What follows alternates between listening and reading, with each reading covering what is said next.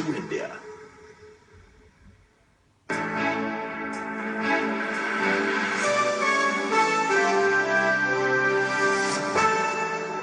Hello and welcome again to the UK edition.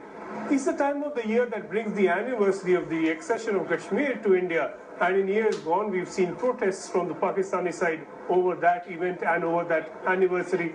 This year, for the first time, we have a celebration of that event to mark the anniversary by Kashmiri Pandits and Dogras in London.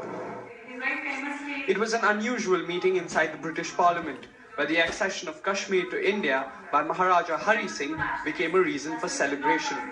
Scores of British MPs attended and supported a meet organised by Kashmiri Pandits Cultural Society and the Voice of Dogras. Regarding past silence on earthquake victims, Conservative MP Bob Blackman released a white paper presenting the facts on Kashmir. Unfortunately, in 1989, everybody knows about this.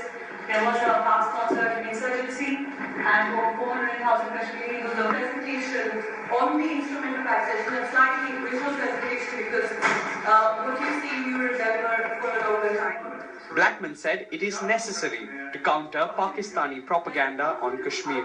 And in this place, we constantly have politicians talking about self-determination for Kashmir. They always ignore Jammu, just Kashmir.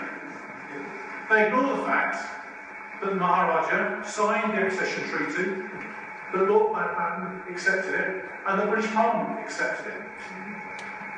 Yet the Pakistanis refused to accept it and sent their troops in almost immediately, and the war broke out. Constantly echo the fundamental truth that Jammu and Kashmir is part of India it remains.